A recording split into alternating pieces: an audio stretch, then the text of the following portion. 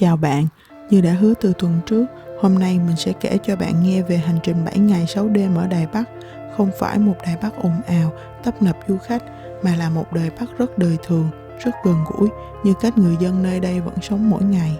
Bạn sẽ không thấy quá nhiều điểm check-in nổi tiếng, thay vào đó là những quán ăn nhỏ, những góc phố bình yên, nơi mà người Đài Bắc thực sự yêu thích.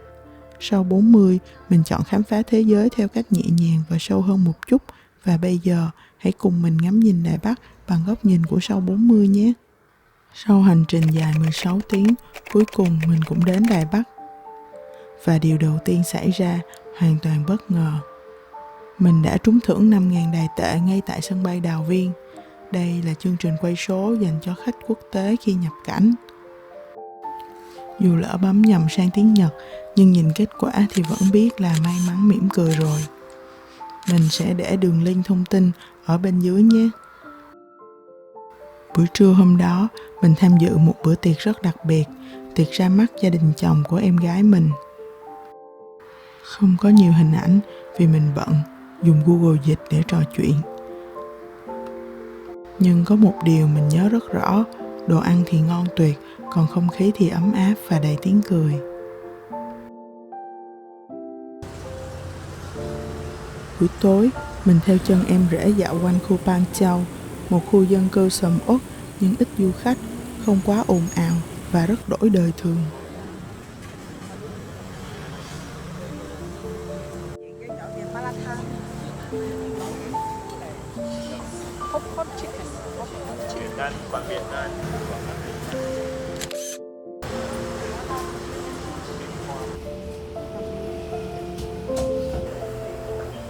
Tụi mình ăn tối ở một quán nhỏ, mì dai vừa, nước canh nội tạng đậm đà, hai loại nước chấm quán tự pha thì tuyệt vời. Nghe nói món nổi tiếng nhất ở đây là gà dầu mè. Bạn nào từng thử rồi thì cho mình biết cảm nhận với nhé.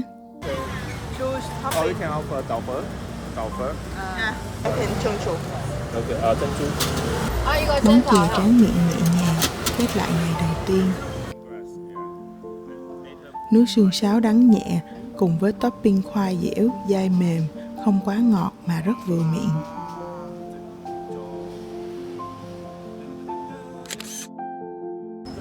Một ngày dài, nhiều bất ngờ và đầy ắp trải nghiệm. Và đây mới chỉ là bắt đầu thôi. Cùng mình khám phá Đài Bắc thêm nữa nhé.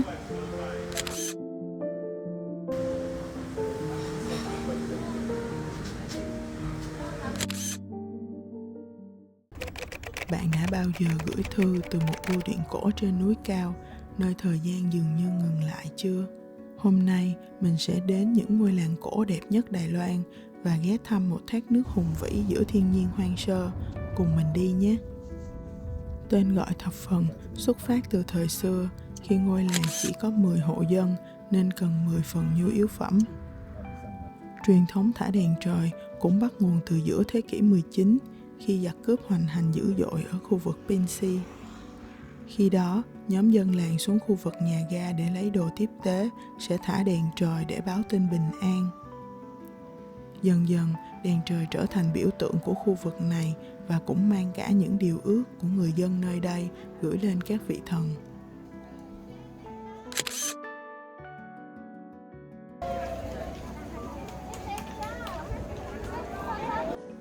Thập Phần là một ga nhỏ trên tuyến đường sắt Pinsi do người Nhật xây dựng từ năm 1921 để vận chuyển than cho đến khi ngành khai thác than kết thúc vào thập niên 70. Và phải đến đầu những năm 90, những thị trấn này mới bắt đầu trở thành điểm thu hút khách du lịch. Ngoài những chiếc đèn trời đủ màu sắc, mùi hương hấp dẫn từ những quán ăn bình dân hai bên đường và cả những con tàu cũ kỹ vẫn ngày ngày lăn bánh, chở theo những ký ức, những câu chuyện chưa kịp kể hết, đều là những dấu ấn khó quên của Thập Phần. Và mình đã gặp được ông chủ tiệm bánh trứng đẹp trai nhất phố cổ.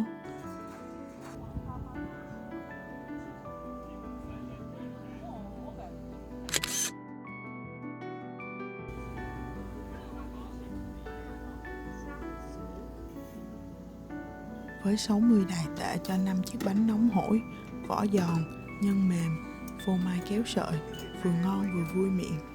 Ăn xong là mình phải tiếp tục lên đường ngay cho kịp hành trình.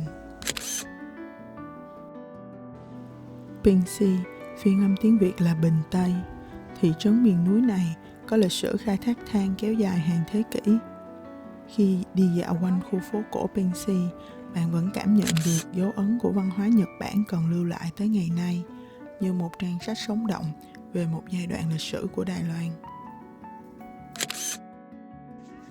Tiếng những thanh tre cầu phúc chạm vào nhau trong gió, vang lên giữa núi rừng và những mái nhà rêu phong, tạo nên một cảm giác yên bình rất khó tả. Mình đặc biệt ấn tượng với bưu điện Pinsy, nơi có chiếc hộp thư cổ nhất Đài Loan, được xây dựng từ năm 1941. Mình đã gửi một tấm postcard từ chính bưu điện này. Và khoảng 1 tháng sau, khi trở về nhà, bưu thiếp bất ngờ đến tay như một lời nhắn dịu dàng từ quá khứ. Cảm giác ấy thật sự rất kỳ diệu. Nếu có dịp, bạn cũng hãy thử viết một dòng gì đó cho chính mình và gửi về từ nơi xa. Tạm biệt Pinsy, mình đến với một thác nước được mệnh danh là Niagara Falls của Đài Loan. Thác Thập Phần là thác nước rộng nhất và có lẽ cũng là thác nước đẹp nhất ở Đài Loan. Do sự xói mòn của dòng nước, địa hình đứt gãy và những tảng đá kỳ lạ đã tạo nên nét đẹp ấn tượng của thác nước Thập Phần.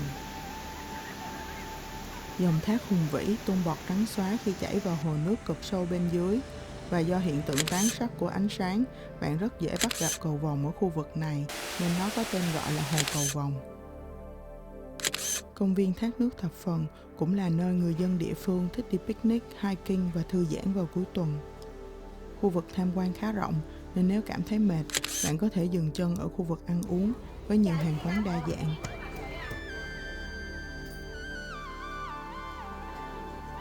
Vừa ngắm đàn cá coi nhiều màu sắc bơi lội tung tăng, vừa trò chuyện thư giãn cùng người thân thì còn gì bằng. Đây cũng là nơi tránh nóng tuyệt vời vào mùa hè ở Đài Loan. Vừa ra khỏi khu vực ăn uống, mình bắt gặp những cái cây và tượng những con vật được treo đầy những dây ruy băng đỏ. Trên những dây đỏ là những lời ước nguyện của du khách như cầu mong bình an, sức khỏe hay thi cử đỗ đạt. Thì ra là đã đến khu vực đền thờ Phật Bốn Mặt. Có người nói rằng tượng Phật Bốn Mặt tượng trưng cho sự thành công trong kinh doanh, tình yêu trong hôn nhân, sự giàu có, thịnh vượng và hòa bình. Nhưng cũng có ý kiến cho rằng bốn mặt của tượng Phật là tượng trưng cho từ, bi, hỷ, xả. Bạn thích suy nghĩ nào hơn thì cho mình biết với nhé. Đi đến cuối đường, mình thấy một chiếc xe gòn chở than được trưng bày ở đây. Dòng chữ trên thân xe là than là quốc bảo, xin đừng lấy, cho thấy tầm quan trọng của than đá ở Đài Loan thời bấy giờ. Quan Pu nghĩa là ngắm thác. Tên cây cầu được đặt theo công năng của nó là cây cầu treo để ngắm thác nước. Nếu may mắn, bạn có thể chụp được cảnh xe lửa trên tuyến đường sắt Pinsy chạy song song với cầu.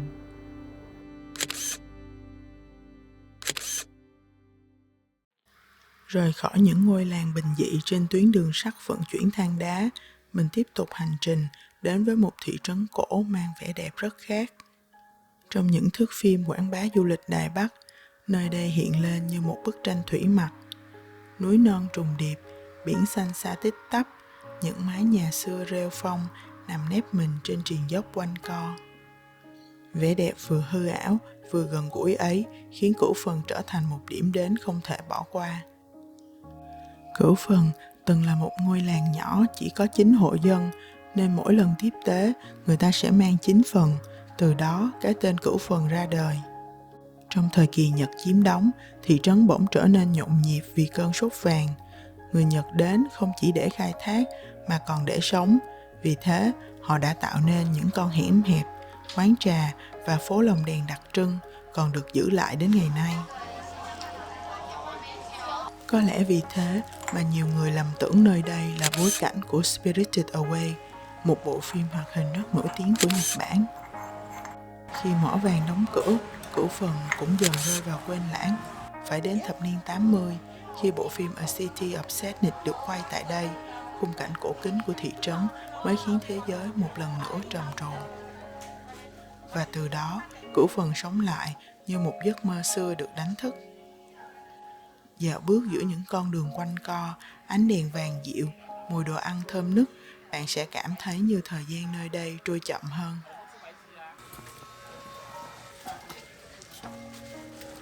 Rẽ khỏi dòng khách du lịch, mình đi sâu vào những con hẻm nhỏ, mỗi bước chân như dẫn vào một vùng đất khác, nơi hiện đại và quá khứ giao thoa.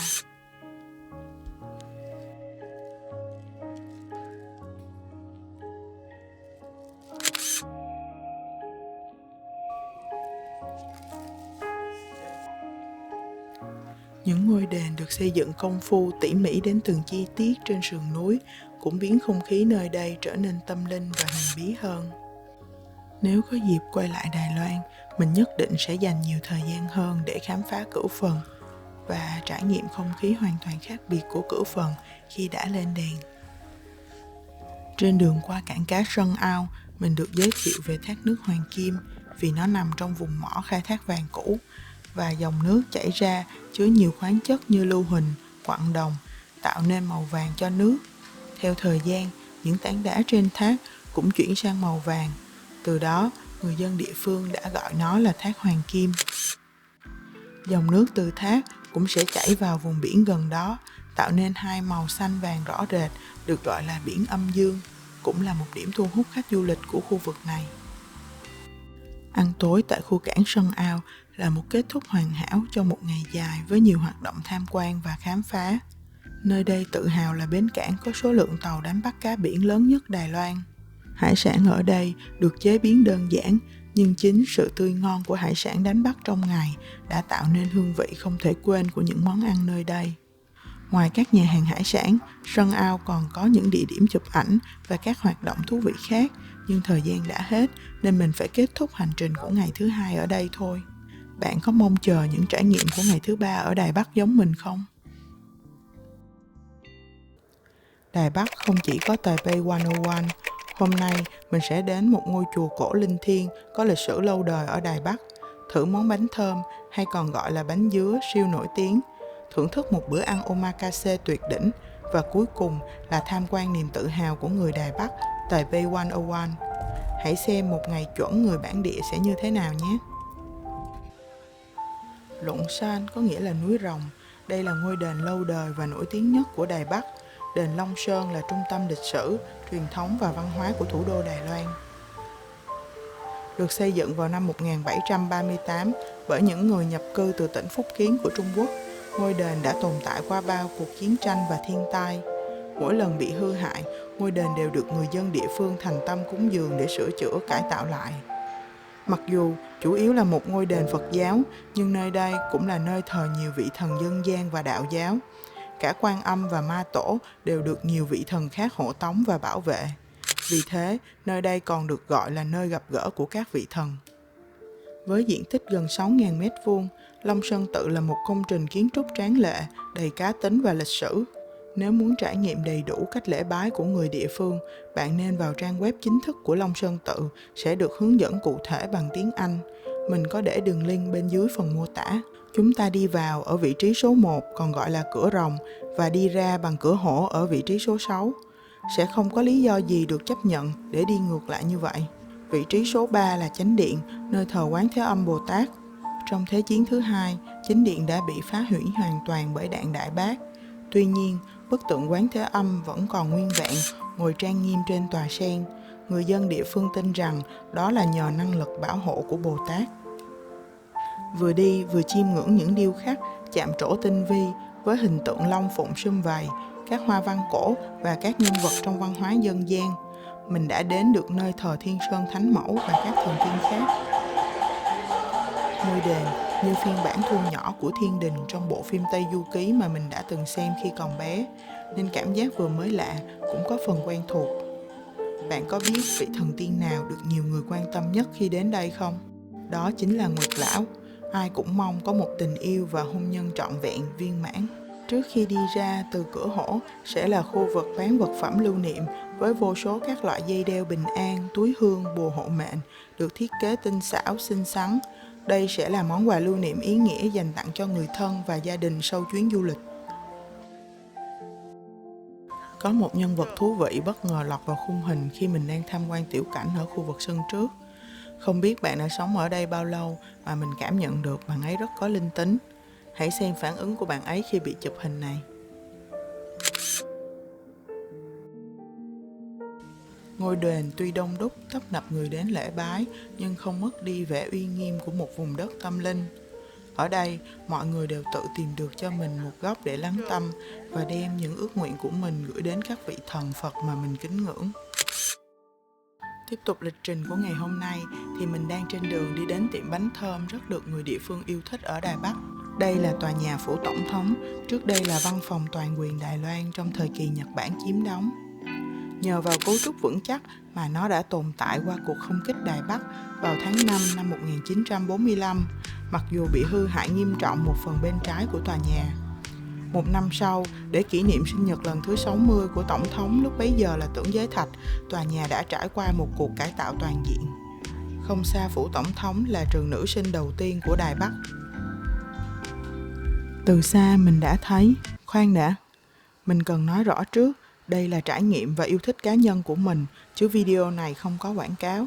Các bạn hãy like và subscribe để ủng hộ cho mình nhé. Điều đầu tiên mà mình yêu thích ở Sunny Hills là thiết kế đơn giản, thanh lịch, vừa sang trọng nhưng vẫn giữ được sự gần gũi, thân thiện của mô hình Farm Bakery Store, nghĩa là từ nông trại đến cửa hàng. Sau khi tìm hiểu, mình càng yêu thích thương hiệu này hơn bởi phương châm tôn trọng quy trình trồng trọt tự nhiên và xu hướng phát triển thực phẩm chậm của người lãnh đạo. Bạn có thể tự tìm hiểu thêm thông qua đường link mình để ở phần mô tả. Hãy chọn Singapore để xem được nội dung bằng tiếng Anh. Họ sẵn sàng đợi 18 tháng để trái thơm đạt chuẩn chín hoàn toàn và chỉ để làm ra 5 cái bánh. Và vì phát triển tự nhiên nên thơm sẽ ngọt vào mùa hè và có vị chua nhẹ vào mùa thu. Ngoài bánh thơm, họ còn có bánh táo với táo đến từ vùng Kyoku, Nhật Bản. Nhưng thú vị nhất là khi khách vừa vào sẽ được mời uống trà và tùy ý chọn thưởng thức một loại bánh bất kỳ trong tiệm. Sau đó có thể quyết định mua hoặc không. Công thức đặc biệt của bậc thầy làm bánh với 60 năm kinh nghiệm đã hoàn toàn chinh phục mình. Đây là một trải nghiệm thú vị ở Đài Bắc, bạn có thể tranh thủ đến thử một lần nhé. Sau khi mua rất nhiều quà từ Sunny Hill, mình được mời đến Yukapo, một nhà hàng theo phong cách omakase để ăn trưa. Omakase, dịch nghĩa đen là Leave it to us. Thuật ngữ này trở nên phổ biến vào những năm 90 để chỉ những bữa ăn có sự tương tác trực tiếp với đầu bếp. Bạn trao đổi và được đầu bếp gợi ý những món ăn phù hợp. Khi các món ăn được dọn lên, mình đi từ bất ngờ này sang bất ngờ khác. Các món ăn được chế biến tinh xảo và tươi ngon, mang phong cách Nhật Bản nhưng được điều chỉnh để phù hợp với hương vị của người Đài Loan. Sau một bữa ăn thịnh soạn, giờ mình đã sẵn sàng để khám phá niềm tự hào của người Đài Loan, Taipei 101. Với tư duy lên cao để nhìn xa trông rộng, tòa nhà như một cây tre mạnh mẽ vươn cao nhưng vẫn linh hoạt, kiên cường, tượng trưng cho sức sống vô tận của kiến trúc truyền thống phương Đông. Lấy con số may mắn 8 đồng âm với Phát làm đơn vị thiết kế, cứ mỗi 8 tầng sẽ tạo thành một nhóm không gian riêng biệt, giúp giảm bớt ảnh hưởng của gió mạnh do luồng không khí từ các tòa nhà cao tầng gây ra. Ngoài ra, Taipei 101 còn sở hữu thang máy siêu tốc, từng là thang máy nhanh nhất thế giới với tốc độ 60,6 km/h, đi từ tầng 5 đến tầng 89 chỉ mất 37 giây. Từ đài quan sát ở tầng 89 và 91, bạn có thể nhìn thấy toàn cảnh Đài Bắc và vào những ngày đẹp trời, thậm chí có thể nhìn thấy cả biển. Khi đến với Taipei 101, bạn không chỉ đơn thuần đang ngắm một tòa nhà đã từng là tòa nhà chọc trời cao nhất thế giới trong suốt 6 năm liền từ năm 2004, mà còn có thể học hỏi được rất nhiều kiến thức thú vị. Bạn có từng nghe nói Taipei 101 có một trái tim vàng giúp nó đứng vững trước gió lớn và động đất không? Đó chính là quả cầu giảm chấn khổng lồ, một trong những hệ thống giảm chấn lớn nhất và độc đáo nhất thế giới. Với đường kính gần 5,5 mét là gần bằng chiều ngang một chiếc xe buýt, trọng lượng 660 tấn, tương đương 132 con voi châu Á, được treo lơ lửng từ tầng 92 đến tầng 87 bằng 8 dây cáp thép khổng lồ. Quả cầu này hoạt động như một cục tạ, giúp cân bằng tòa nhà khi có gió mạnh hoặc động đất. Khi tòa nhà rung lắc, quả cầu sẽ chuyển động theo hướng ngược lại để giảm dao động, giống như khi bạn giơ tay ra để giữ thăng bằng khi đi trên dây vậy. Để giúp du khách dễ dàng hiểu hơn về quả cầu giảm chấn khổng lồ, Taipei 101 cũng đã tạo ra bộ linh vật Dumper Baby, Những chú bé đáng yêu, mang hình dáng quả cầu, mỗi bé có một màu sắc và tính cách riêng. Những bé cầu vàng này không chỉ xuất hiện trong các sản phẩm lưu niệm mà còn có thể được thấy trong các video hoạt hình ngắn ở khu vực trưng bày trong Taipei 101, giúp du khách, đặc biệt là trẻ em, hiểu về công nghệ giảm chấn một cách dễ thương và dễ nhớ. Vậy nên, nếu bạn ghé thăm Taipei 101, đừng chỉ nhìn ngắm cảnh đẹp từ đài quan sát, mà hãy dành chút thời gian để tìm hiểu về trái tim vàng đang âm thầm bảo vệ tòa nhà này. Cảm ơn các bạn đã đồng hành cùng mình trong 3 ngày đầu tiên khám phá Đài Bắc, đặc biệt là trải nghiệm tuyệt vời tại Taipei 101. Chuyến hành trình vẫn chưa kết thúc, còn rất nhiều điểm đến thú vị đang chờ ở phần tiếp theo. Nếu bạn yêu thích video này, đừng quên nhấn like, subscribe và bật chuông thông báo để không bỏ lỡ phần 2 nhé. Hẹn gặp lại mọi người.